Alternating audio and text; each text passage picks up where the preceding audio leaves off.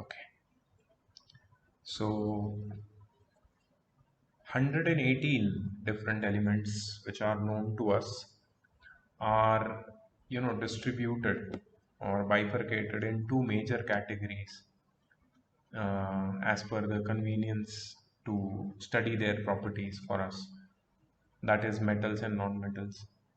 और शुरुआत में ही चैप्टर के इनके जो परसेंटेजेस हैं मेटल्स और नॉन मेटल्स के अर्थ में कितने परसेंटेजेस से ये लोग अवेलेबल हैं, that is given in this table.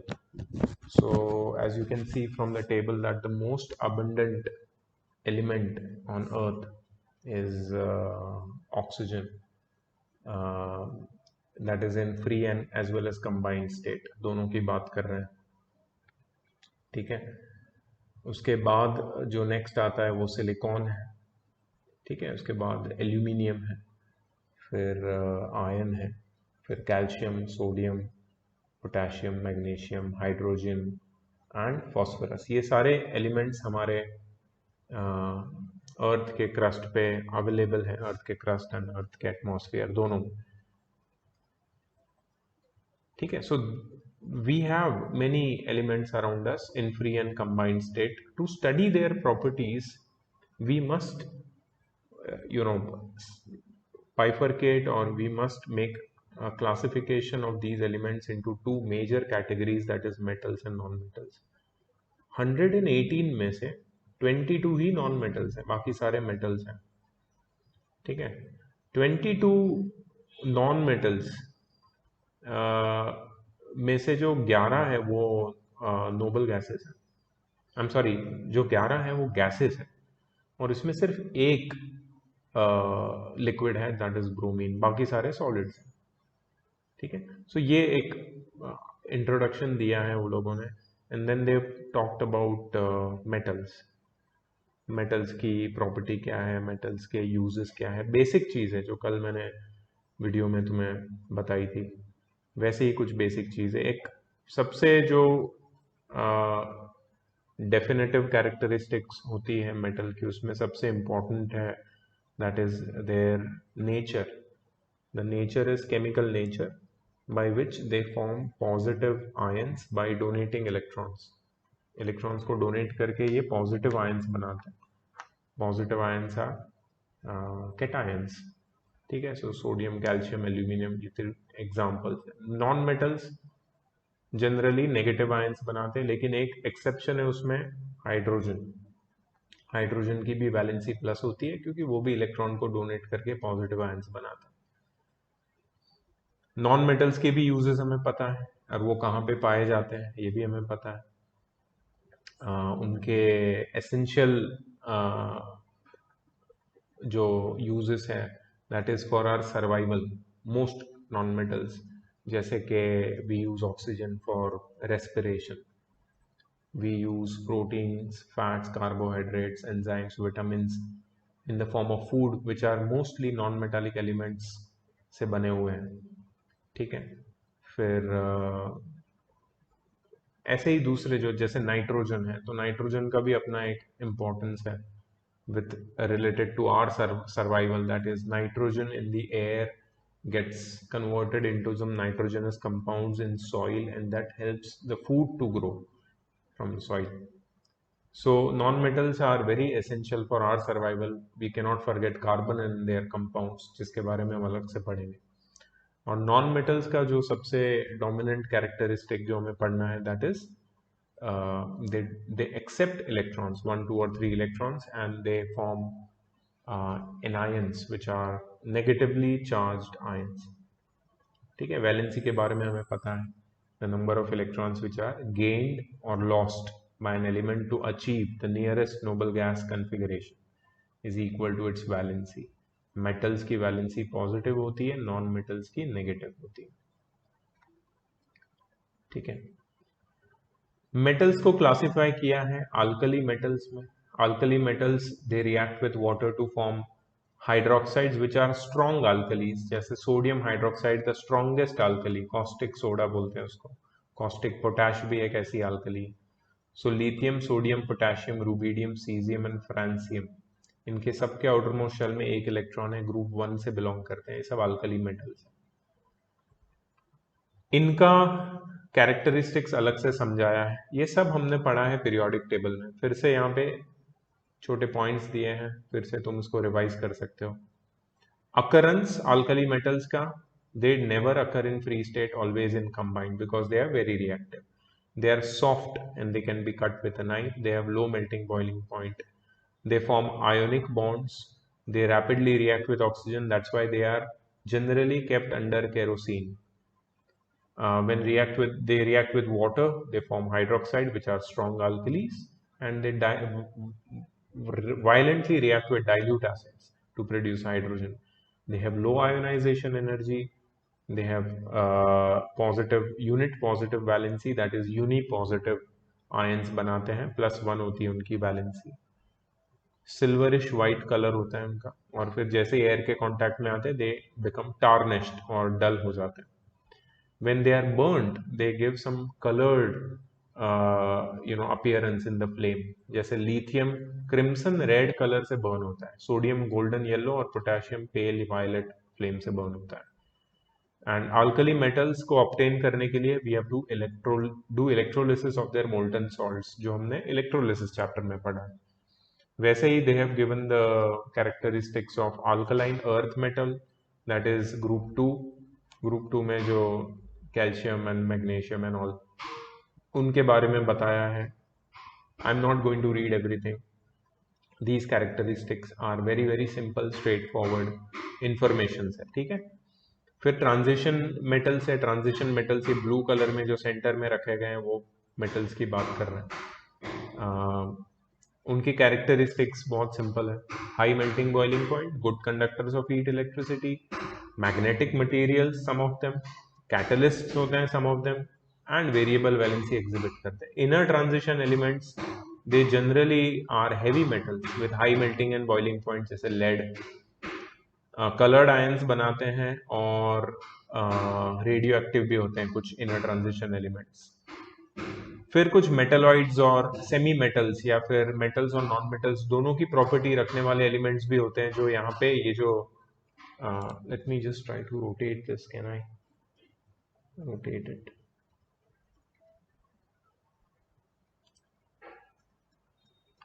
No I can't. ठीक है, सो ये जो तुम्हें दिख रहा है ना यहाँ पे, जर्मेनियम, आर्सेनिक, एंटीमोनी, सिलिकॉन, ये सब मेटलॉइड्स में आते हैं। They separate metals and non metals in the periodic table by the colour code, colour code से सेपरेट करते हैं। So this is a very important, periodic table हमेशा ऑफ कोर्स तुम्हें हेल्प करता ही रहेगा। ओके, सो मेटल्स और non metals की जो पोजीशन देखोगे तुम पीरियोडिक टेबल में, तो लेफ्ट साइड में सब मेटालिक है, मिडल में ट्रांजिशन एलिमेंट्स है वो भी मेटालिक है, बट राइट साइड में तुम्हें कुछ नॉन मेटल्स मिल जाएंगे। और एक्सट्रीम राइट में देखोगे तो पूरा जो ऑरेंज कलर का ग्रुप है दैट इज नोबल गैसेस, वो भी नॉन मेटल्स के अंदर ही कंसिडर होते हैं। बट हाइड्रोजन का जो पोजीशन है दैट इज ग्रुप 1, बिकॉज वो कुछ अल्कली मेटल्स की कैरेक्टरिस्टिक रिजेंबल करता है। मेटल्स और नॉन मेटल्स के बीच में कुछ डिफरेंसेस दिए हैं, physical state, lustre, hardness, melting point, boiling point, density, ductility, malleability, brittleness. तुम ये बचपन से पढ़ते आ रहे हो, कुछ नया नहीं है। Conduction of heat and electricity, alloys, solubility. फिर केमिकल प्रॉपर्टीज में number of valence electron, formation of ions, discharge of ions, atomicity. सारे मेटल्स जनरली मोनोटॉमिक होते हैं और नॉन मेटल्स डायटॉमिक भी होते हैं, मोनोटॉमिक, डायटॉमिक, ट्राइएटॉमिक, टेट्राएटॉमिक और उस ऑक्टाएटॉमिक भी होता है। S8 सल्फर की एटॉमिसिटी 8 है, ठीक है। ऑक्साइड्स, मेटालिक ऑक्साइड्स अल्कलाइन होते हैं, मतलब बेसिक, और नॉन मेटालिक ऑक्साइड एसिडिक होता है। Reaction with acids, metals acid के साथ रिएक्ट करके हाइड्रोजन रिलीज करते हैं, नॉन मेटल्स नहीं करते हैं हाइड्रोजन के साथ react. Nature of chlorides, metallic chloride highly ionic compounds बनाते हैं, they are very good electrolytes. Non metallic chlorides are covalent on the other hand. metals generally are reducing agents because they donate electrons, and non-metals are generally oxidizing agents because they are they accept electrons except carbon and hydrogen, which are strong reducing agents. Very unique property. Hydrides, metals hydride नहीं बनाते, बनाते भी है तो उतने strong hydrides नहीं होते, but metal non metals के हाइड्राइड बहुत स्ट्रॉन्ग होते हैं, जैसे मीथेन कार्बन का हाइड्राइड है, वाटर अमोनिया। ठीक है, so this is the first part of the chapter which is basically the coverage of most of the chapters which we have studied up till now. और इसमें कोई ऐसा technical या फिर डिफिकल्ट कंटेंट नहीं है जिसको मुझे तुम्हें अलग से समझाना पड़े या फिर बताना पड़े कि देखो ये है, इसको याद रखना है। कुछ पीरियोडिक टेबल का नॉलेज है, कुछ 9th का चैप्टर है हाइड्रोजन, उसका उठाया हुआ है, कुछ एसिड बेसिस एंड सॉल्ट से उठाया हुआ है। सो सबका एक जनरल जो आइडिया है with the context of metals and non metals, वो तुम्हें एक्सरसाइज 7A में मिल जाए। ठीक है, मतलब पार्ट ए में।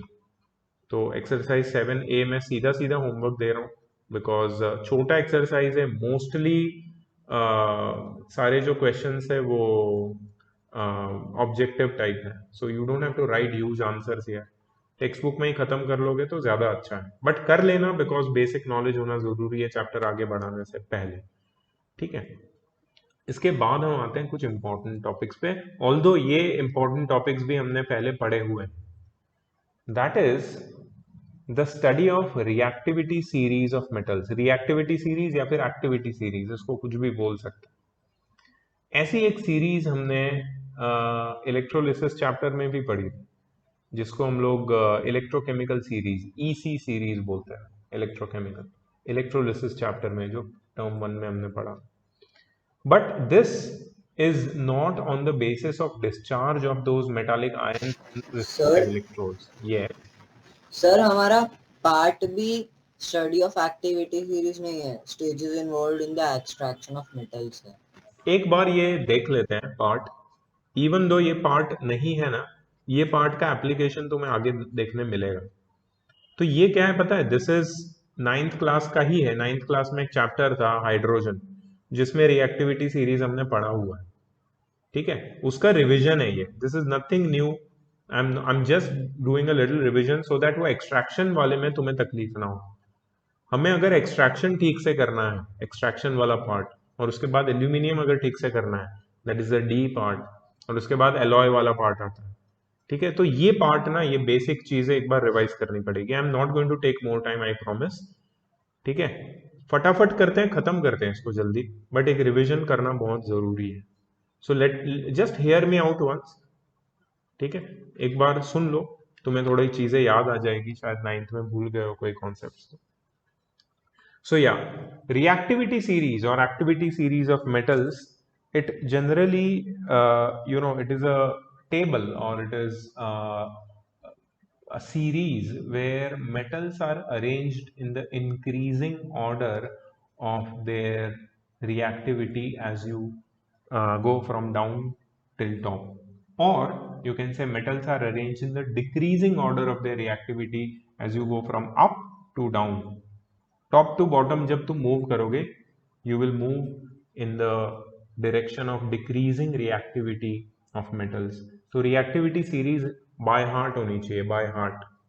बाय हार्ट इसलिए होनी चाहिए क्योंकि इसके ऊपर रैंडम क्वेश्चंस आते हैं, रैंडम इंफॉर्मेशन बेस्ड क्वेश्चंस पूछे जाते हैं। ऑब्जेक्टिव में एक एक मार्क काउंट करता है, इसके लिए ये रिएक्टिविटी सीरीज तुम्हें लर्न होनी चाहिए, क्योंकि इसके ऊपर से एक छोटा क्वेश्चन भी आ गया, you won't be able to say वो क्लास 9th का है, क्लास 10th का है, लेकिन ये बेसिक है इसके लिए। So this is the reactivity series which I am talking about, and I am sure you all must have seen that earlier as well. सबसे ऊपर है पोटेशियम, मतलब पोटेशियम सबसे ज्यादा रिएक्टिव, उसके नीचे सोडियम है, फिर कैल्शियम, फिर मैग्नीशियम, फिर एल्यूमिनियम, फिर जिंक, फिर आयरन, फिर लेड, और फिर ब्रैकेट में लिखा है हाइड्रोजन। और हाइड्रोजन से जितने भी नीचे एलिमेंट्स लिखे हैं वो उनकी रिएक्टिविटी कम से कम है। Copper, mercury, silver and gold, और प्लैटिनम भी आता है उसमें। ठीक है, सो कुछ कम ज्यादा एलिमेंट्स हैं यहाँ पे, लेकिन ओवरऑल इतने एलिमेंट्स को हमें याद रखना है उनकी रिएक्टिविटी के हिसाब से। सबसे ज्यादा रिएक्टिव पोटेशियम है, फिर सोडियम है, फिर calcium, magnesium, aluminium, zinc, iron and lead.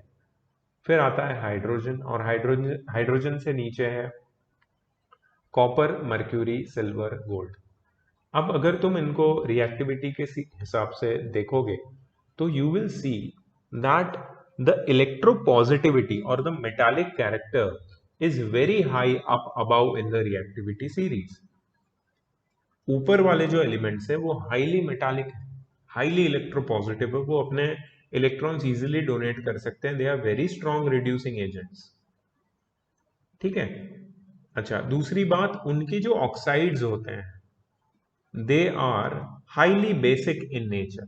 उनके ऑक्साइड्स मतलब जो ऊपर है पोटेशियम, सोडियम, कैल्शियम, मैग्नीशियम, उनके oxides highly basic in nature है। फिर एम्फोटेरिक नेचर शुरू होता है। एम्फोटेरिक मतलब कुछ ऑक्साइड्स होते हैं जो acid as well as basic property exhibit करते हैं।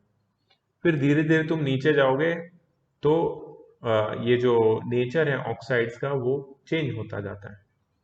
जो बेसिसिटी है ऑक्साइड्स की वो चेंज हो जाती है, और नीचे अगर तुम देखोगे तो वो ऑक्साइड्स बनाते ही नहीं है। कॉपर ऑक्साइड बनाता है, मर्क्यूरी भी बनाता है, सिल्वर और गोल्ड के ऑक्साइड्स नहीं होते हैं।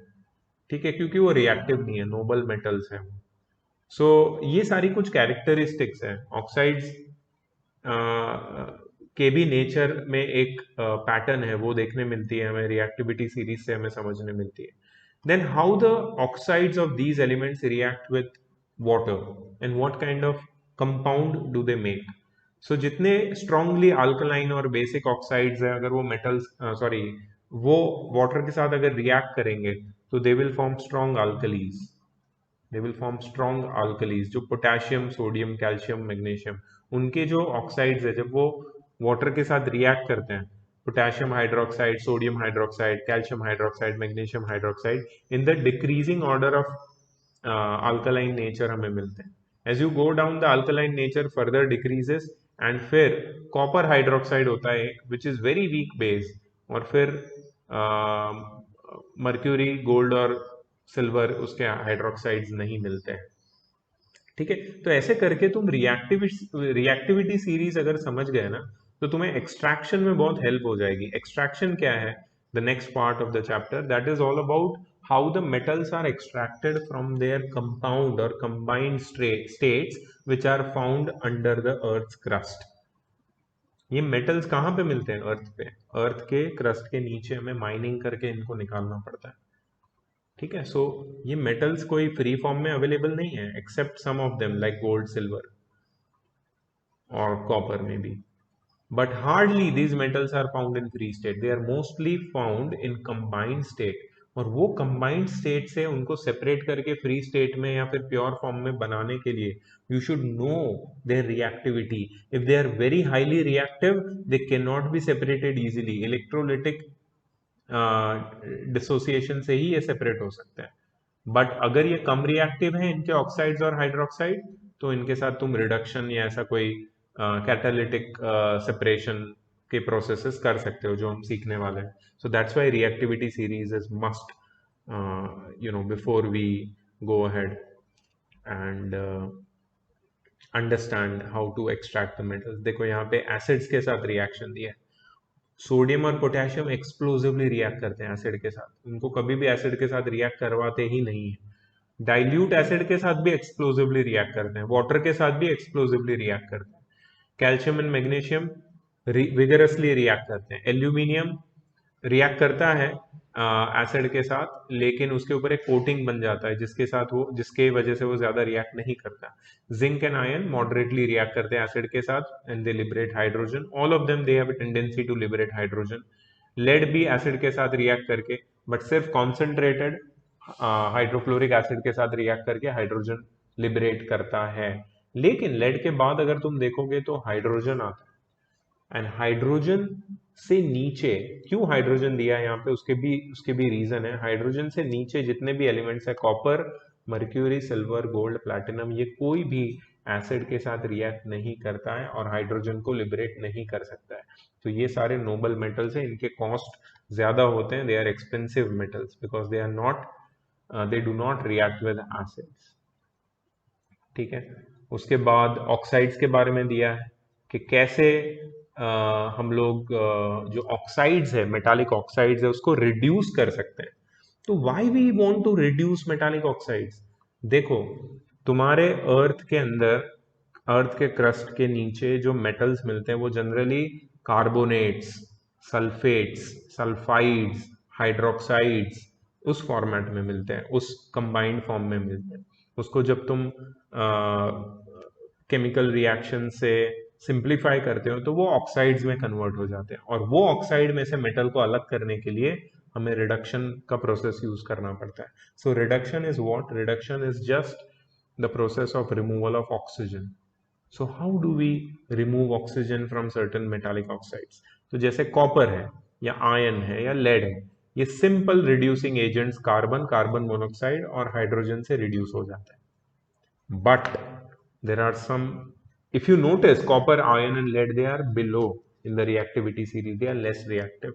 But if you notice some elements which are higher in the reactivity series, जैसे कि जिंक है, एल्यूमिनियम है, फिर तुम्हारा मैग्नीशियम है, कैल्शियम है, potassium, sodium, they cannot be, their oxides cannot be reduced by these simple reduction methods. तो उनको इलेक्ट्रोलिटिक रिडक्शन करना पड़ता है, और वो हमें समझना है। इसके लिए हम लोग ये पार्ट पढ़ रहे हैं। रिएक्टिविटी सीरीज में जो पोजीशन है मेटल्स की वो कहाँ पे है, ये समझना बहुत जरूरी है। ठीक है, फिर वो लोग ने एक टेबल दिया है, बहुत जबरदस्त टेबल है ये। I think this is one of the most important table in the whole chapter, which I have not seen in many of the text books. This book has it. तो ये क्या बता रहा है ये टेबल? इसमें if you notice there are different headings on the in the first row. If you see, oxides है, hydroxides है, carbonates है और nitrates। इनको हम अगर हीट करेंगे तो हमें क्या मिलेगा? रिएक्टिविटी सीरीज वाइज वो लोग ने एक्सप्लेन किया है। So if you see in the first column on the left hand side, you will see the reactivity series. So ये रिएक्टिविटी सीरीज में जितने भी मेटल्स हैं उनके ऑक्साइड्स पर हीट का क्या इफेक्ट है।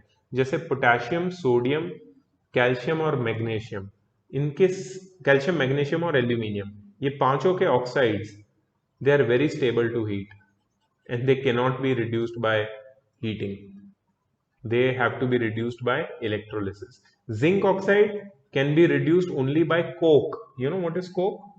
Coke is 99% pure carbon. ठीक है, सो उसके रिडक्शन के लिए हम कार्बन का यूज करेंगे, 99% प्योर कार्बन। अब तुम बोलोगे कैसे होता है ये? So you will see that suppose मेरे पास है जिंक ऑक्साइड, इसको मैं अगर कार्बन के साथ रिएक्ट करता हूं तो मुझे मिलता है zinc plus carbon monoxide, somehow like this. ऐसा कुछ रिएक्शन होगा और मुझे जिंक मेटल मिल जाएगा प्योर फॉर्म में। मैंने क्या किया? जिंक को एक्सट्रैक्ट कर लिया फ्रॉम जिंक ऑक्साइड, मैंने रिडक्शन मेथड यूज करके जिंक को अलग कर दिया। अब ये जिंक को मैं यूज कर सकता हूँ कमर्शियली, राइट? तो ये नॉलेज कैसे मिला? Because I know that oxides of zinc can be reduced by coke, इसलिए ये टेबल याद रखना है तुमको। फिर oxides of iron, lead, copper are reduced by either carbon और कार्बन मोनोऑक्साइड और हाइड्रोजन और ammonia. Oxides of mercury and silver सीधा सीधा हीट करने पे हमें मेटल्स दे देते हैं। सो कैसे ऑक्साइड्स को मेटल में कन्वर्ट करना है, इसका पूरा जानकारी मिल गया according to the activity series, which will be helpful in the next part. चल बेटा स्क्रीन के सामने देखो, thank you. Hydroxides. Metal hydroxides are stable to heat and are soluble in water. ठीक है, सो उसके मेटालिक हाइड्रोक्साइड को अगर हीट करेंगे हमें कुछ भी नहीं मिलेगा। जब I am sorry, I am talking about only potassium and sodium. Potassium और सोडियम के हाइड्रोक्साइड्स को हीट करेंगे तो हमें कुछ नहीं मिलेगा, because they are very stable in solution, in water solution. But if you heat calcium, magnesium, aluminium, zinc, iron, lead and copper hydroxide, तो क्या होगा? They will decompose to give their respective oxides and water molecules. तो ये oxide को तुम अपने usual method से reduce करके मेटल को एक्सट्रैक्ट कर सकते हो। अच्छा, मर्क्यूरी और सिल्वर, उनकी जो हाइड्रोक्साइड्स है उनको डायरेक्ट हीट करने पे तुम्हें मेटल मिल जाएगा। फिर वैसे ही कार्बोनेट्स और नाइट्रेट्स, उनका क्या हीटिंग पे उनका क्या रिएक्शन होता है, और हाउ दे रिएक्ट, और how they behave on heating the carbonates and nitrates of various metals according to the reactivity series is given over here. So I consider this particular table to be extremely important for your knowledge for small questions, objective type questions। इसमें से बहुत सारे information तुम्हें मिल जाएंगे, ठीक है। इसके बाद एक कोरोजन का एक छोटा सा पार्ट दिया है। और कोरोजन तुम्हें पता होना चाहिए कि कोई भी मेटल की surface air, moisture, acid, alkali या ऐसे किसी भी कंपाउंड या फिर एलिमेंट से जब अटैक होती है तो क्या होता है कि वो सरफेस खराब हो जाती है, उस पर रिएक्शन शुरू हो जाते हैं, और वो धीरे धीरे धीरे ये रिएक्शन पूरे मेटल के अंदर घुस के उसको पूरा खराब कर देता है।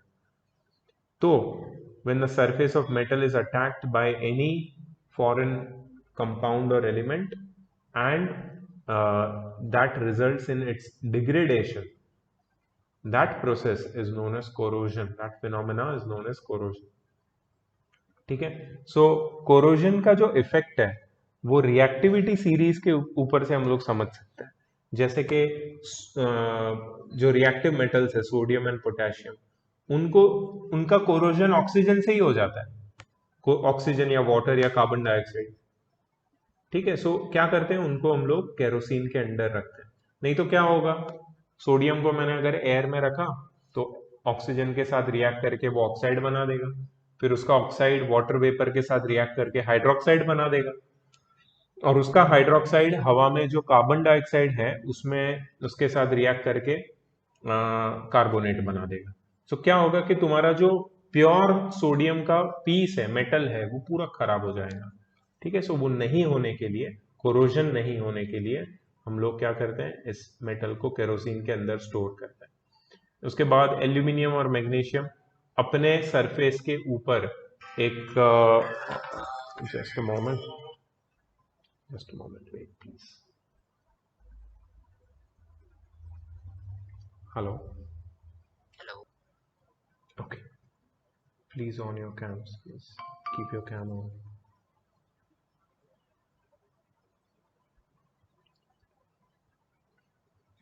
ठीक है, सो we were talking about the effect of corrosion. Aluminium and magnesium, they form white color oxide on exposure to atmosphere. तो उनके उनके सरफेस के ऊपर एक कोटिंग बन जाता है, ठीक है। वो फर्दर कोरोजन से उसको रोकता है, but yeah coating is definitely is there.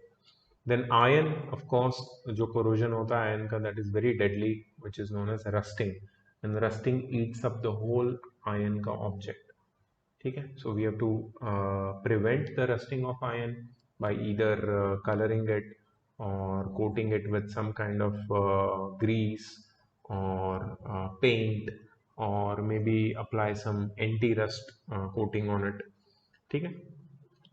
Lead जब रस्ट होता है तो उसके ऊपर एक वाइट कलर का कोटिंग बन जाता है, that is deposit, in the form of deposit which is made up of lead hydroxide and lead carbonate. Copper एक ग्रीन कलर का डिपॉजिट बना देता है उसके सरफेस पे। तुमने देखा होगा Statue of Liberty in New York, उसके फोटोज देखे होंगे शायद। Statue of Liberty was originally gifted by France to USA in 19th century, I think. But now, if you see the color of Statue of Liberty, it has completely become greenish. Why? Because of the formation of mixture of copper carbonate and copper hydroxide, which is basic copper carbonate. तो ये कैसे हुआ? Because जो moisture था, carbon dioxide था, उसने वो copper के ऊपर अटैक करके उसको ग्रीनिश कलर दे दिया। सो copper generally gets converted or gets coated with this greenish deposit on its surface, which is the corrosion. Silver, तुमने देखे होंगे सिल्वर के जो आर्टिकल्स होते हैं, दे जनरली गेट्स टार्निश्ड मतलब उसके ऊपर एक ब्लैक कलर का कोटिंग आ जाता है सिल्वर के ऊपर। So that is due to the pollutants hydrogen sulfide and uh, which makes a black coating of silver sulfide on the surface of silver. तो ये सारे कोरोजन। अब आयन के कोरोजन को यहाँ पे डिटेल में एक्सप्लेन किया है। आयन का कोरोजन रस्ट होता है, rusting, which is basically due to two factors iron gets rusted. Number one, moisture, water vapour. Number two, oxygen. और ये दोनों के एब्सेंट में, ये दोनों में से एक के भी एब्सेंस में रस्टिंग नहीं होगा। आयन का रस्टिंग होने के लिए हमें ये दोनों फैक्टर्स की जरूरत पड़ती है। ठीक है, तो first factor is oxygen and the second factor is moisture. तो यहाँ पे एक छोटा सा एक्सपेरिमेंट या फिर एक एक्टिविटी दिया है, डेमोन्स्ट्रेशन दिया है, जिससे प्रूव होता है कि we require both these things, oxygen as well as moisture, for corrosion और rusting of iron. First experiment में आयन नेल्स को टैप वाटर में डिप करके रखा है। सेकेंड टेस्ट ट्यूब में आयन नेल को एक टेस्ट ट्यूब में रखा है जिसमें ड्राई एयर है, कॉटन का वुल है, और कॉटन के वुल के अंदर कैल्शियम, फ्यूज्ड कैल्शियम क्लोराइड भी है, और ऊपर से इस टेस्ट ट्यूब को सील कर दिया है। सेकेंड टेस्ट ट्यूब में तुम देखोगे तो ऑयल है, डिस्टिल्ड वाटर है, और उसके अंदर कुछ आयन के नेल्स। ठीक है, तो कुछ दिनों बाद अगर इसको नोटिस करें तो फर्स्ट टेस्ट ट्यूब के जो आयन के नेल्स है वो सारे रस्ट हो जाएंगे, they will all get rusted, क्योंकि यहाँ पे एयर है और टैप वाटर है। वाटर और एयर दोनों का प्रेजेंस है। टैप वाटर में डिसॉल्व्ड ऑक्सीजन होता है और वाटर तो है ही, तो ये नेल रस्ट हो जाएंगे because they are in contact with both air and water, both oxygen and water. But in the second test tube, the iron nails will not get rusted because it contains fused calcium chloride, which absorbs all the moisture from the air present in the test tube. So there is no moisture present in the second test tube. Air is there, oxygen is there, but there is no moisture. In the third test tube, there is water, if you see, right? There is water, distilled water. Distilled water has no dissolved oxygen. It is distilled. Distilled water का test भी बहुत flat होता है, इसमें कोई dissolved oxygen नहीं होता। उसके ऊपर ऑयल है, ऑयल का लेयर, तो मतलब कोई और ऑक्सीजन उसमें डिसॉल्व भी नहीं हो पाएगा। Oil always floats on water. तो थर्ड टेस्ट ट्यूब में भी जो नेल्स है, they will not get rusted, only the nails of the first test tube will get rusted, and that proves that both water and oxygen are required for rusting of iron. ठीक है, सो ये एक अच्छा demonstration दिया है वो लोग ने। Then factors favourable for increased corrosion. Corrosion का जो रेट है वो कैसे इंक्रीज होता है? एक तो position in the reactivity series, जितनी हायर पोजीशन पे कोई मेटल होगा उतना जल्दी वो कोरोड हो जाएगा। सेकंड, डिसॉल्व्ड सॉल्ट्स अगर होंगे वाटर में और वो वाटर अगर मेटल के कांटेक्ट में आया तो मेटल जल्दी रस्ट हो जाएगा। तो क्या होता है इसमें, जैसे तुम देखते हो सी वाटर में अगर कोई भी शिप है, उसका कोई पार्ट अगर पेंटेड नहीं है तो वो जल्दी खराब हो जाता है, रस्ट हो जाता है, बिकॉज उसमें जो डिसॉल्व्ड सॉल्ट्स है they enhance the rate of corrosion because they act as a electrolyte. Sea water acts as an electrolyte. ठीक है, फिर कभी कभी क्या करते हैं हम लोग, इंक्रीज्ड कोरोजन के लिए जानबूझ के deliberately we apply some more reactive metals coat on a less reactive metal. जैसे कि आयन के ऊपर जिंक का कोटिंग कर देते हैं, उसको गैल्वेनाइजेशन बोलते हैं। आयन के जो पाइप्स होते हैं उनके ऊपर जिंक का कोटिंग होता है, उसको बोलते हैं गैल्वेनाइजेशन। ये गैल्वेनाइजेशन से जिंक खुद कोरोड हो जाता है, जिंक इटसेल्फ गेट्स कोरोडेड। ठीक है, but iron does not get corroded. So zinc ने अपने आप को सैक्रिफाइस करके आयन को बचा लिया due to the coating of zinc on the iron object. So this is also sacrificial process of preventing corrosion. And presence of nitrogen dioxide and carbon dioxide also increase the rate of rusting. तो of course वो तो हमारे atmosphere में है ही already ज़्यादा। Prevent कैसे कर सकते हैं कोरोजन को? एक तो है बैरियर प्रोटेक्शन। बैरियर मतलब इलेक्ट्रोप्लेटिंग कर सकते हो तुम, एक मेटल को दूसरे मेटल से इलेक्ट्रोप्लेट कर दो, तो इलेक्ट्रोप्लेटिंग जो होगा वो, सपोज तुमने देखा होगा जो बेल्स होती है बाइसिकल की बेल्स, बाइसिकल की बेल्स के ऊपर it's a very shiny coating of chromium which is done. Chromium plating से क्या होता है कि मेटालिक बेल खराब नहीं होती है। So that is a example of protection from rusting by electroplating. उसके बाद तुम पेंट कर सकते हो, तुम्हारे जो घर की ग्रिल्स है उसको पेंट करते हैं बिकॉज उसमें रस्ट ना लगे। उसके बाद मेटल्स को ग्रीस या ऑयल या एंटी रस्ट सोल्यूशन से कवर करके हम प्रोटेक्ट कर सकते हैं। फिर सैक्रिफिशियल प्रोसेस जो मैंने बोला गैल्वेनाइजेशन से कर सकते हैं। कैथोड प्रोटेक्शन, तो कैथोड प्रोटेक्शन भी वैसा ही है जैसे कि हम लोग लेस रिएक्टिव मेटल को मोर इलेक्ट्रोपॉजिटिव मेटल जैसे कि जिंक या मैग्नीशियम या एल्यूमिनियम से कवर कर देंगे। तो जो लेस रिएक्टिव मेटल है उसको कैथोड बना देंगे और एनोड को मोर रिएक्टिव मेटल बना देंगे, और इलेक्ट्रोलिसिस से वो पूरा इलेक्ट्रोप्लेट हो जाएगा लेस रिएक्टिव मेटल। इससे क्या होगा कि वो जो मेटालिक पीस है वो, it is basically cathode protection is a kind of galvanisation only, ठीक है, electroplating.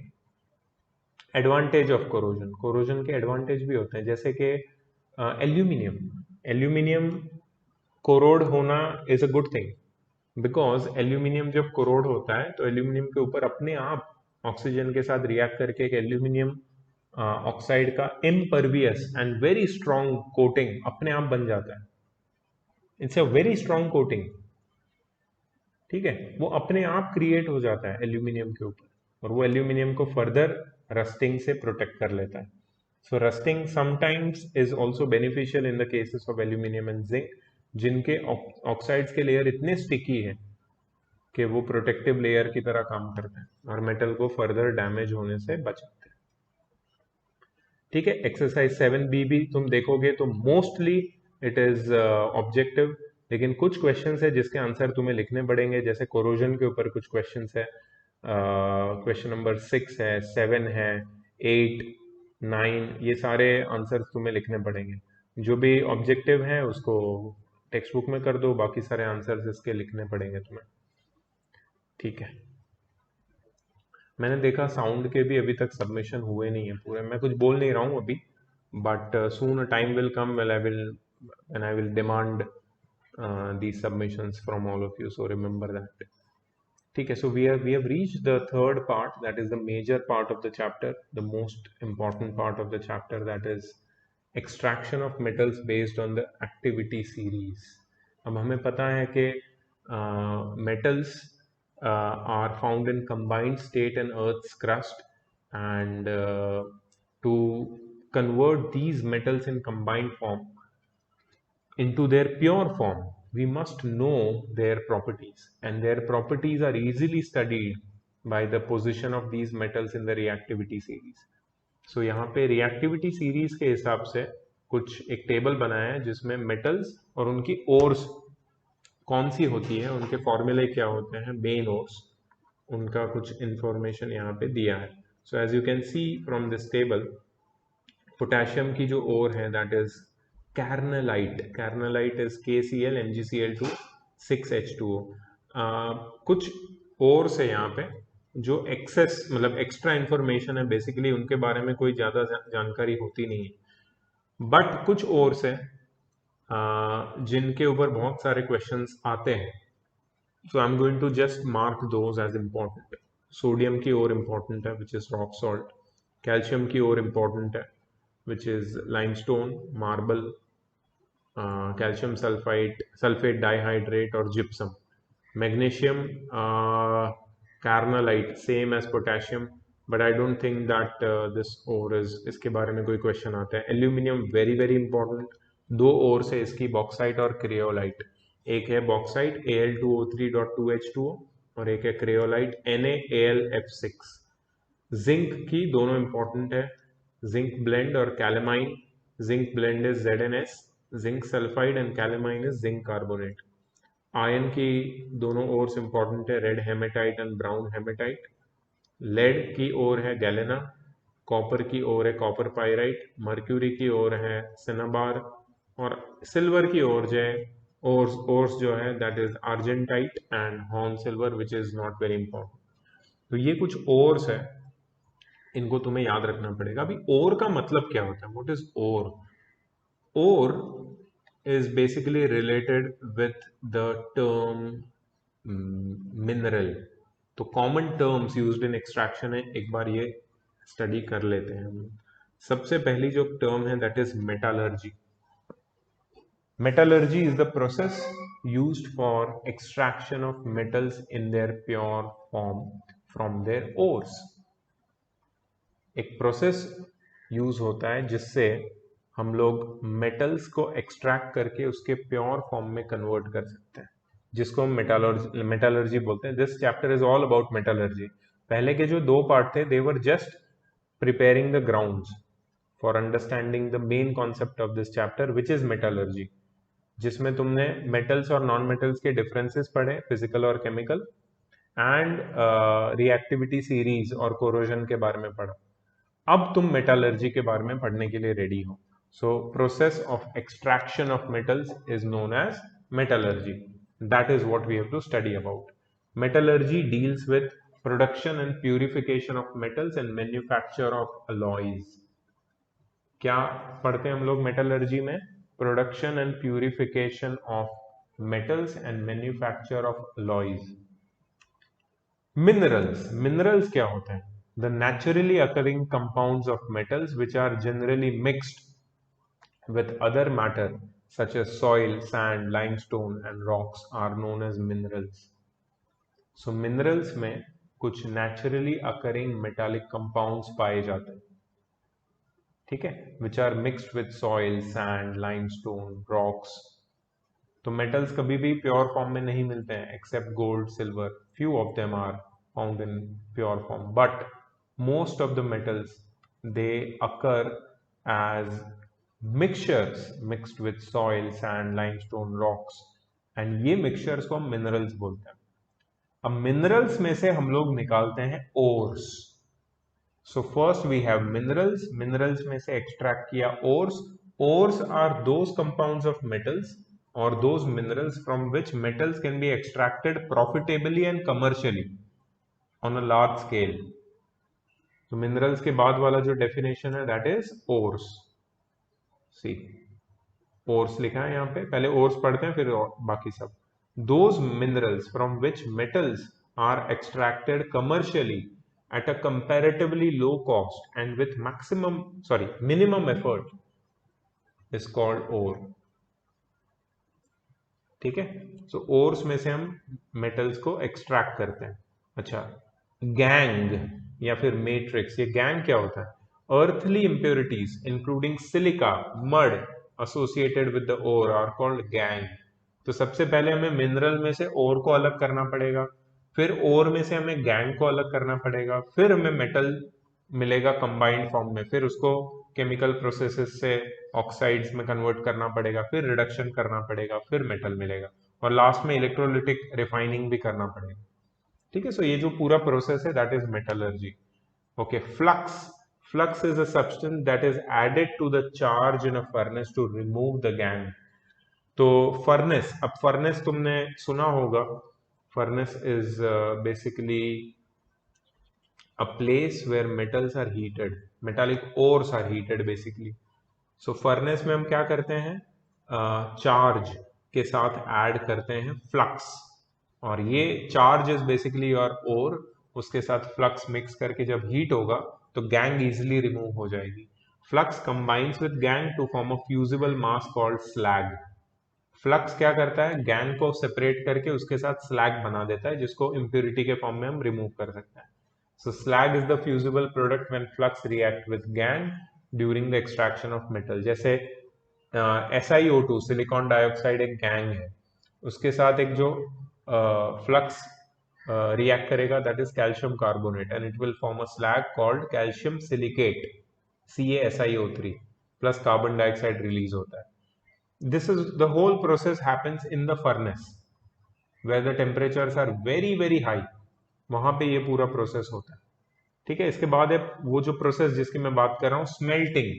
So smelting is the process of reducing the roasted oxide ore and removing the gangue with the help of appropriate flux added with the ore. तो हम क्या करते हैं, ओर या फिर charge के साथ कुछ फ्लक्स ऐड करते हैं। Your flux is calcium carbonate, sorry calcium carbonate, yes. And when we heat it, क्या होता है, ऑक्साइड्स बन जाते हैं, मेटल्स के ऑक्साइड्स बन जाते हैं। It reduces the oxide ore to metals in the molten condition. तो और ये मेटल्स के ऑक्साइड में से ऑक्सीजन रिमूव होता है हाई टेम्परेचर पे, और हमें मोल्टन स्टेट में मेटल मिल जाता है। So this is the whole process step wise. अब देखो स्टेप वाइज इसको वो लोग ने एक्सप्लेन किया इन the form of a flow chart. सबसे पहले क्या होता है, ओर।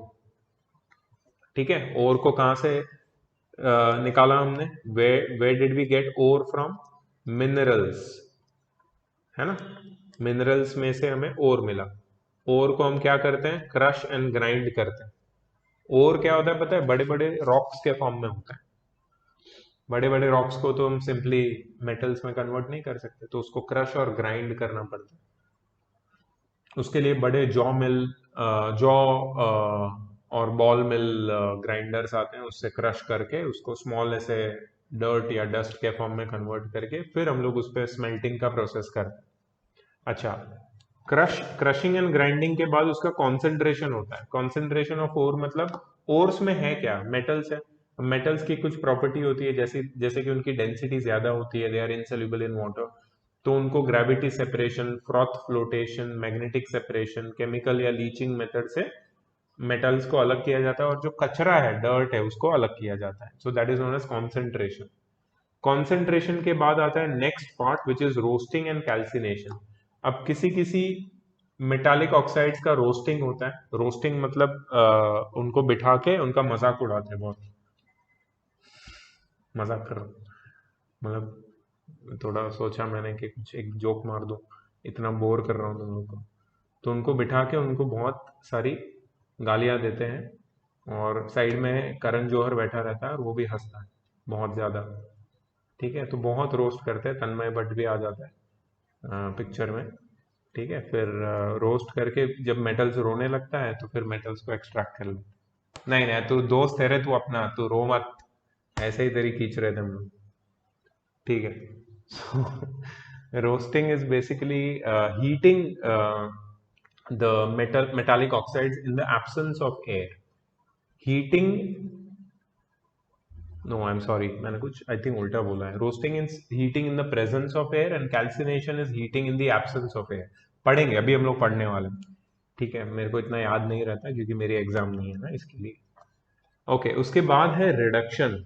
रिडक्शन में क्या करते हैं, अब जो ऑक्साइड्स बच गए हैं, जो मेटालिक ऑक्साइड्स बच गए, उसको हम लोग उसके ऑक्साइड्स में से ऑक्सीजन को रिमूव करते हैं। सो रिडक्शन दो तरीके से किया जाता है, chemical reduction with the help of carbon, carbon monoxide, ammonia, hydrogen, ये सब रिड्यूसिंग एजेंट्स है। या तो केमिकल मेथड से रिड्यूस करो, या तो इलेक्ट्रोलिटिक रिडक्शन, जो एल्यूमिनियम के लिए होता है, सोडियम पोटेशियम के लिए होता है, मैग्नीशियम के लिए होता है, कैल्शियम के लिए भी इलेक्ट्रोलिटिक रिडक्शन होता है। उसके बाद जब हमें मेटल मिलता है, दैट इज नॉट 100% प्योर। मतलब कितना, ये कितना ढीठ है मेटल, कि अभी भी उसको प्योर नहीं होना। इतना सब कर दिया, क्रश, ग्राइंड, कॉन्सेंट्रेट, पता नहीं रोस्ट कर दिया उसको, लेकिन उसको प्योर नहीं होना है। अभी भी कुछ कमी बच गई है, क्या करें अब, मतलब क्या हाथ जोड़ ले कि अब तो प्योर मेटल मिल जाओ यार। नहीं, उसके बाद उसको और मस्का लगाना पड़ता है, मतलब उसको रिफाइनिंग करना पड़ता है, इलेक्ट्रोलिटिक रिफाइनिंग। ठीक है, उसके बाद जाके हमें प्योर मेटल मिलता है। इसकी बस प्योर मेटल की मूर्ति बना के पूजा करना बाकी है, बाकी सब हो चुका है। ओके, चलो अब आगे बढ़ते हैं। अब रोस्टिंग करेंगे हम इस मेटल का। रोस्टिंग से पहले क्रशिंग एंड ग्राइंडिंग। सो मैं फटाफट जाऊंगा हर एक प्रोसेस से, because you already know the flow chart. So ores are crushed into fine powder in big jaw crushers and ball mills. See, these terms which you find over here, jaw crushers and ball mills and ये सब pulverization. If you just put them in YouTube, you'll find appropriate videos if your safe search is on. ठीक है, so please keep your safe search on and then search it. Okay, you will find some appropriate videos, not inappropriate, appropriate. So search, just get some more information that क्या है. मैं मेरे को time मिलेगा तो मैं ही शेयर कर दूंगा ताकि तुम्हें ये सब रिस्क लेने की जरूरत ना पड़े लाइफ में. ठीक है. सो पल्वराइजेशन, या so that is crushing the ore into fine powder. उसके बाद कॉन्सेंट्रेशन ऑफ ओर. कॉन्सेंट्रेशन मतलब ओर को हम लोग ओर्स में से जो डस्ट है या डर्ट है उसको रिमूव करते हैं बाय सम प्रोसेसेस. सो कुछ प्रोसेसेस है जैसे hydrolytic process, gravity separation. Gravity separation में से क्या करते हैं हम लोग, एक ऐसा स्लाइड रहता है, बच्चों को टॉर्चर करने वाला स्लाइड है ये. बच्चों की बम में जो लगने वाला है, इसमें अगर बच्चे जाएंगे इससे नीचे बच्चों की रोस्टिंग हो जाएगी. क्यों बनाया ऐसा सब, क्यों क्यों करते हैं ऐसा. तो बच्चों को स्लाइड नहीं करना है इसमें, ठीक है. इसमें मेटल्स को स्लाइड करवाता है. मतलब मेटल सोच रहा होगा कि क्यों ये ह्यूमंस मेरे पीछे पड़ गए यार, क्या क्या करवा रहे हैं मेरे से, इतना काफी नहीं है क्या मतलब. तो मतलब ऐसे स्लाइड बनाए बम्पी, ठीक है, जिसमें से मेटल जाएगा और ऊपर से स्प्रे डालेंगे पानी का. Just imagine the torture. Spray डाल के फिर वो मेटल स्लाइड होके नीचे जाएगा और बीच में जो गैप्स है ना उसमें वो मेटल्स, डेंसर पार्टिकल्स मेटल के अटक जाएंगे और उनको अलग कर देंगे. और ये जो गैंग है, जो डर्ट है, वो नीचे, वो जो डब्बा दिख रहा है कचरे का, उसमें वो गैंग गिरेगा विद वाटर, उसको सेपरेट कर देंगे. सो this is gravity separation. Basically heavy या डेंस पार्टिकल्स को सेपरेट करना लाइटर डर्ट पार्टिकल्स से. ठीक है. फिर मैग्नेटिक सेपरेशन. अभी ये तो उसके नाम से ही समझ में आता है कि मैग्नेटिक मटेरियल्स जो ओर्स होते हैं, जैसे आयरन के ओर्स है या कोबाल्ट या निकल के, ये सब मैग्नेटिक मटेरियल्स है. तो उनको मैग्नेटिक व्हील्स के ऊपर से एक बेल्ट से घुमाया जाता है. तो मैग्नेटिक व्हील वो मैग्नेटिक पार्टिकल्स को अट्रैक्ट करके अलग कर देता है और जो लाइटर पार्टिकल्स है वो आगे जाके गिरते हैं because they are non magnetic, so they don't get attracted. तो इसमें मैग्नेटिक और नॉन मैग्नेटिक और सेपरेट हो जाता है. फिर आगे इस पे प्रोसेस करते हैं. Froth flotation. फ्रॉथ फ्लोटेशन बहुत ही कॉम्प्लेक्स प्रोसेस है. इसमें एक ऑयल लेते हैं और ऑयल और वाटर के मिक्सचर के अंदर क्रश्ड ओर को डाल देते हैं और फिर उसको एजिटेट करते हैं. एजिटेट मतलब उसको मिक्स, स्टर करते हैं बहुत ही मतलब फोर्स से. So there are some fans and there are some air bubbles coming out of water. Water has to be agitated completely mixed. ठीक है. सो और क्या हो जाता है, वेट हो जाता है. और वेट होके उसमें से जो गैंग के पार्टिकल्स है वो वाटर में डिसॉल्व हो जाते हैं और जो नॉन डिसॉल्वेबल पार्टिकल्स जो है, जो डिसॉल्व नहीं हो सकते, those are basically metallic particles, they get stuck with the froth. Froth is the झाग बेसिकली, जैसे हिंदी में बोलते हैं. झाग के अंदर ये फंस जाता है. तो ऊपर जो झाग है पूरा फ्रॉथ फ्लोटेशन में, जो फ्रॉथ है उसके अंदर मेटालिक पार्टिकल्स है, तो फ्रॉथ को बार बार ऐसे अलग किया जाता है. You can put this also in YouTube and you'll get the video, get to see the video. Very easy, very simple process it is, but it's done on a very large scale. ठीक है. सो froth को अलग किया जाता है और froth में metallic particles होते हैं. लाइटर पार्टिकल्स सारे ऊपर आ जाते हैं. लाइटर मतलब ये लाइटर इसलिए होते हैं because they are wet by oil and gangue is not wet by oil. और wet the particles which get wet by oil are generally they float with oil in the froth above the water, and that's why they are separated easily. इसमें zinc blende और galena, ये सारे ores हम लोग froth flotation से separate करते हैं because they are lighter than their impurity. फिर केमिकल मेथड और लीचिंग. एक सूटेबल रीएजेंट लेते हैं जैसे एसिड या फिर बेस या फिर सम रीएजेंट और ओर को उसके सोल्यूशन में डाल देते हैं. तो उसमें क्या होता है कि जो इम्प्यूरिटी है वो डिसॉल्व हो जाती है या फिर और डिसॉल्व हो जाती है और इम्प्यूरिटी डिसॉल्व नहीं होती है. फिर उनको फिल्ट्रेशन से अलग कर लेते हैं और फिर वापस उनको किसी दूसरे रीएजेंट से रिएक्ट करने के बाद हमको वो प्रेसिपिटेट्स मिल जाते हैं जिसको हम लोग आगे रोस्टिंग करने वाले हैं. सो आ चुके हैं हम लोग रोस्टिंग में. सब लोग जमा हो जाओ. ए तन्मय भट्ट को फोन लगाओ रे. बोला उसको रोस्टिंग करने का अपने।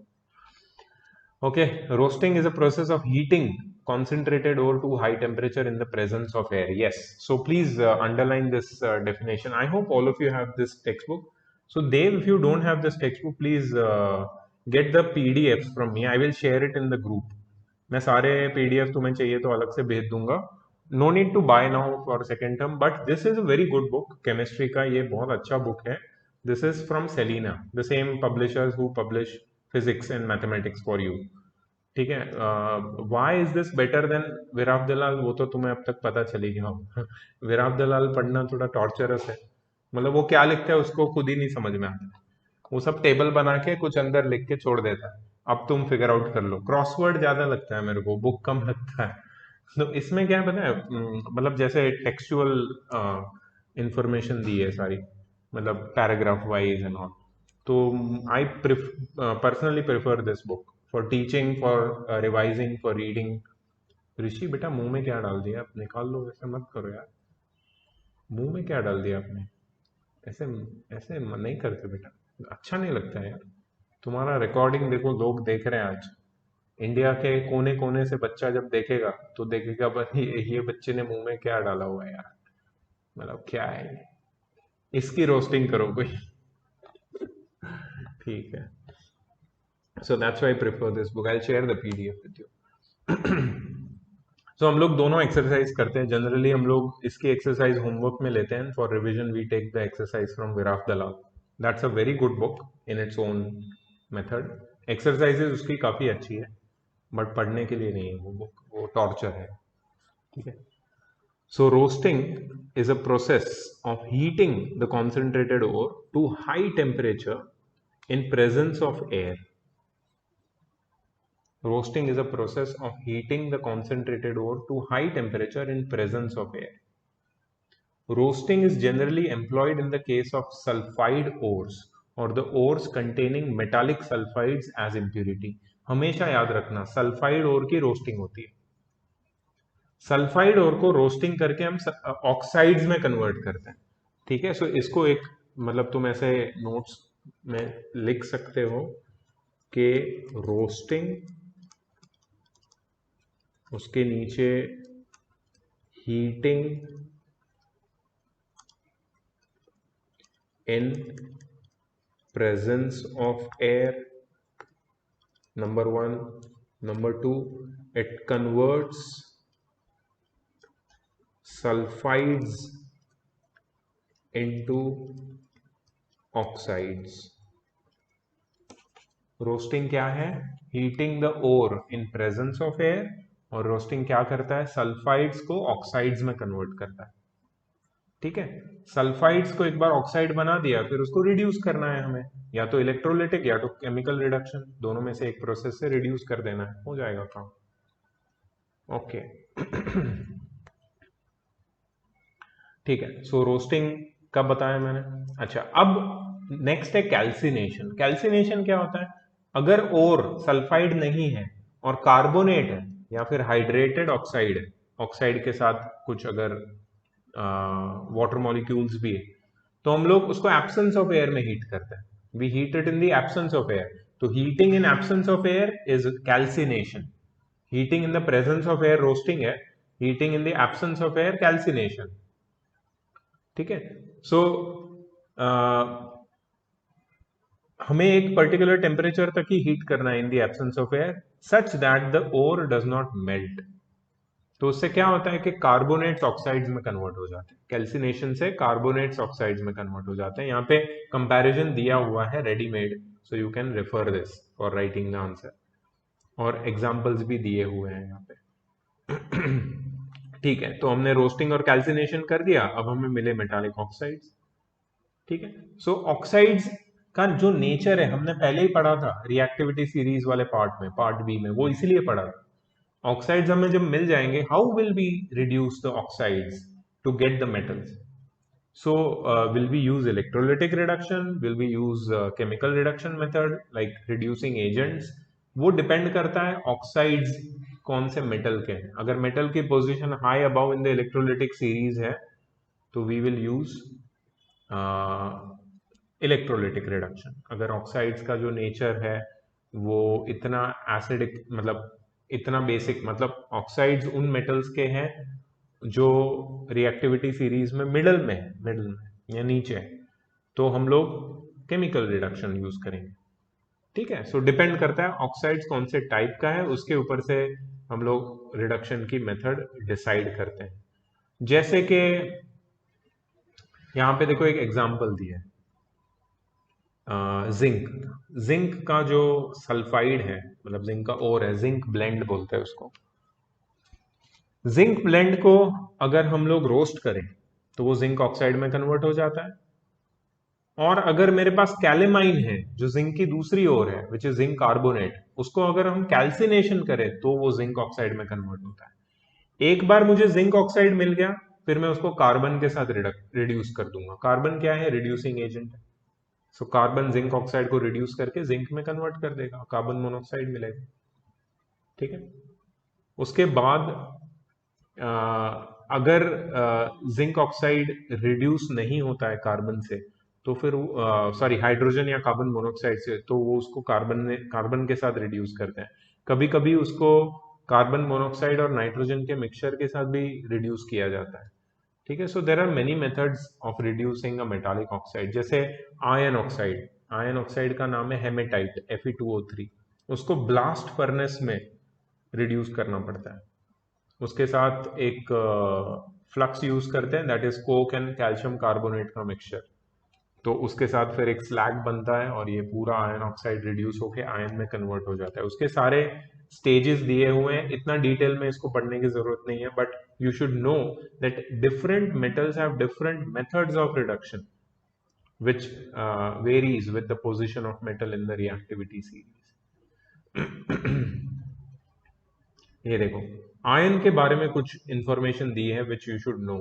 Molten ion solidifies to give pig iron. Pig iron is a type of iron. There are different types of iron: pig iron, cast iron, soft iron. It has limited application. So pig iron का कोई ज्यादा काम नहीं है, तो it is converted into steel directly. तो तुम जो स्टील इंडस्ट्रीज देखते हो ना, टाटा स्टील और ये मित्तल स्टील, ये स्टील क्या करते हैं? स्टील इंडस्ट्री क्या है basically? They convert ion over into ion and they directly after obtaining pig ion they convert it into steel. And steel has like number of applications in industry. ठीक है, बहुत सारे application है उसके।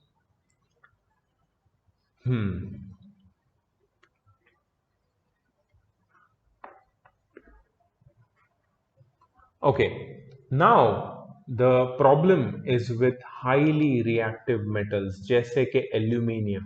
अब aluminium को तुम नॉर्मल रिड्यूसिंग मेथड से रिड्यूस नहीं कर सकते।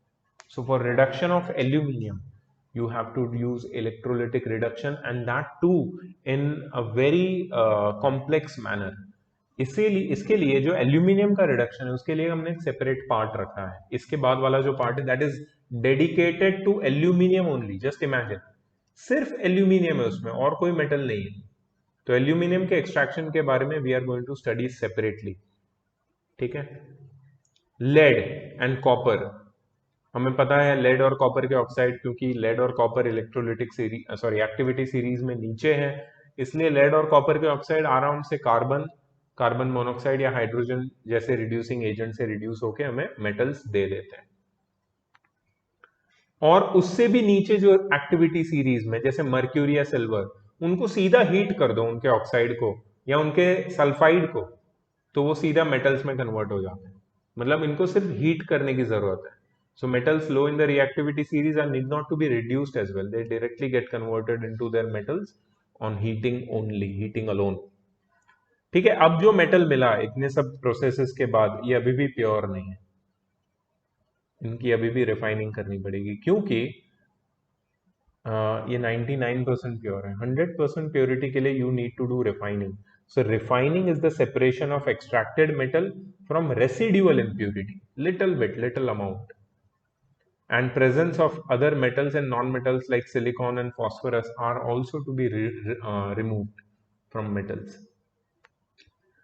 Presence of unreduced oxides and sulfides of metals also to be reduced from the metals. इसके लिए उनकी refining करनी जरूरी। So method of purification used depends upon the nature of metal, nature of impurities present in the metal, and purpose for which the metal is to be used. Distillation of metals like mercury, zinc, which are volatile, they distill over pure form and non-volatile impurity remains behind. तो एक ये distillation process करते हैं refining में, एक process करते हैं liquation. Liquation में lead और tin जिनके low melting points है, उनको ऐसे sloping hearth के ऊपर heat करते हैं, furnace के sloping hearth के ऊपर. तो क्या होता है कि impure metal ऊपर से डालते हैं और उसमें जो लिक्विड मेटल है वो मतलब जो मेटल का मेल्टिंग पॉइंट कम है वो लिक्विड बन के नीचे गिर जाता है, और जो इनफ्यूजिबल या नॉन डिसॉल्वेबल या नॉन जिसका मेल्टिंग पॉइंट बहुत ज्यादा है, ऐसी इंप्योरिटी पीछे रह जाती है. सो इसको बोलते हैं liquation. This is also refining process. फिर एक रिफाइनिंग प्रोसेस है oxidation. metals like iron which contain volatile impurities and can be easily oxidized are purified by this method. The volatile oxides of phosphorus, sulfur and other impurities rise to the surface and are removed with while the molten metal is left behind. और last वाला है electro refining. Electro refining में हम क्या करते हैं, impure metal को anode बना देते हैं और thin sheet of pure metal को कैथोड बनाते हैं. ये सेम चीज हमने पढ़ी थी इलेक्ट्रोलिसिस में, इलेक्ट्रोलिटिक रिफाइनिंग, सेम चीज. ठीक है. तो इसमें क्या होता है कि इम्प्योर मेटल धीरे धीरे धीरे धीरे थिन हो जाता है और प्योर मेटल के ऊपर इम्प्योर मेटल में से प्योर पार्टिकल्स डिस्चार्ज होके वो थिक बन जाता है, और एनोड के नीचे कुछ इम्प्योरिटी वहां पे एक्यूमुलेट हो जाती है जिसको हम लोग बोलते हैं anode mud, which is the impurity. So this was, I think, more important part of the chapter. Exercise 7C. This is your complete homework. छोटा एक्सरसाइज है, ज्यादा क्वेश्चन नहीं है, बट सारे क्वेश्चन इंपॉर्टेंट है.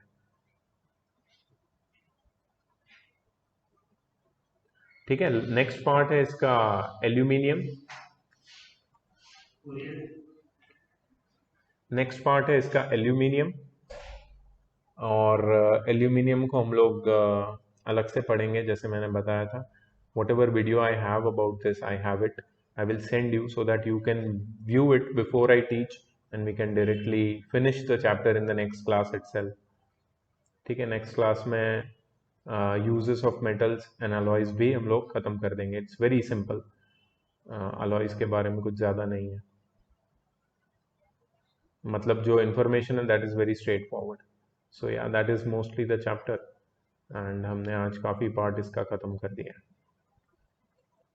ठीक है. सो इसके बाद ये केमिस्ट्री है. इसके बाद I will continue with mathematics, जो भी बचे हुए चैप्टर है, काफ़ी है. फिर मैं फिजिक्स पे जाऊंगा, फिर वापस केमिस्ट्री पे आऊंगा. This is my planning. और आज तुम्हारा टेस्ट 5 बजे, 5 o'clock. ट्रिग्नोमेट्रिकल आइडेंटिटीज जो मैंने पढ़ाया है उस पर फोकस करो, अच्छे से टेस्ट दो उसको. ठीक है. चलो, bye. See you later. Take care everyone. Bye bye bye bye.